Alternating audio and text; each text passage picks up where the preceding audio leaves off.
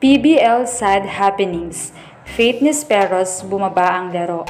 Kyle Negrito lumala ang di masyadong magandang setting. Gia matatagal ang bumalik sa Pilipinas. Kat Tolentino hindi pa sure kung makakalaro na.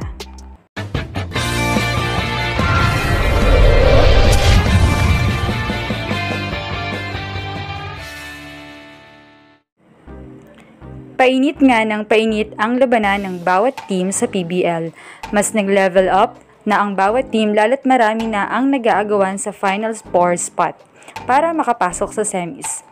6 na teams nga ang nag-aagawan para sa Final 4. Ang current standing nga ngayon ay top 1 for Choco Mucho with 6 wins and 1 loss with 18 points. Tayo naman sa top 2 ang PLDT Eaters at Creamline Cool Smashers with 6 wins and 1 loss with 17 points. Habang top 3 naman ang Petrogas Angels with 5 wins and 2 losses with 17 points, followed by Cherry Tigo with 5 wins and 2 losses with 14 points. Nasa 6th spot naman ang Signal HD Spikers with 4 wins and 2 losses with 13 points. Ang mataas na tsansa at sure na pasok sa semis ay ang Choco Mucho Flying Titans. Talagang makikitang mainit ang gitgitan sa spot dahil lahat silang nasa top ranks ay gutom na makapasok sa semis. Kagaya nga ng Signal na nais ma-maintain ang kanilang spot like the previous season na lagi silang nasa semis. Gayun din ang champion team na Petrogas Angels na uhaw din sa title. At syempre, ang Cherry Tigo, ang post-pandemic champion na gigilding makuha ang title. Habang ang PLDT naman ay gusto na nilang tapusin ang streak nilang palaging naliligwak sa top 4. Pero mayroong mga ilang lapses din mula sa ating mga teams. Unahin na natin si Faith Nisperos. Kapansin-pansin nga ang tila mababang performance ni Faith sa kanyang team na Akari Chargers. Worried ang fans dahil sayang daw ang power nito. Nakilala natin siyang buhatera at barugera noong UAAP days pa lamang niya, subalit tila bumaba na talaga ang output niya ngayong PBL.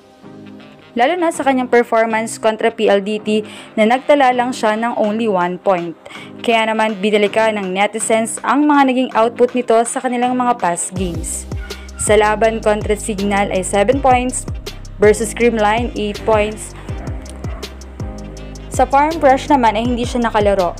Versus NX LED ay 8 points, versus Choco Mucho ay 12 points, habang sa Petrogas ay 2 points, na may total lamang na 38 points.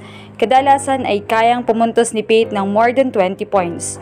Ngayon ang tanong, sino ang problema? Sistema, ang coach o si Faith mismo? Sigaw ng fans ay dapat lumipat na lang si Faith ng ibang team kung hindi siya mag-grow dito. Samantala, Gia Morado matatagalang makabalik ng Creamline. Sa ngayon ay maganda talaga ang performance ng isang Gia Morado de Guzman sa Denso, lalo pat hindi siya naka-line up ngayon sa Creamline. Malamang ay kung mas maganda pa ang ipapakita ni Gia at mas magiging comfortable siya sa Japan, ay matatagalan ang kanyang pagbabalik sa Creamline. At dahil nga sa posibleng magtatagal si Gia sa Japan, ay ibig sabihin si Kyle Negrito pa rin ang magiging main setter. Subalit, tila nag-struggle talaga ngayon ang mga spikers ng CCS dahil sa mga hindi masyadong magagandang bato at sets ni Kyle Negrito. Sinisi pa nga si Kyle sa naging unang talo nila mula noong 2018 kontra Cherry Tigo sa mga hindi raw maaayos na sets. Samantala, Kat Tolentino mamimiss ba ang game kontra sa kanilang sister team na Creamline dahil sa kanyang iniindang sakit na vertigo? Well, sa kanilang naging sunap kontra De La Salle at laban sa Galleries ay hindi natin nakita si Kat in action. Kaya naman worried ang fans kung kaya ba niyang makalaro against the reigning gold medalist na Creamline Cool Smashers.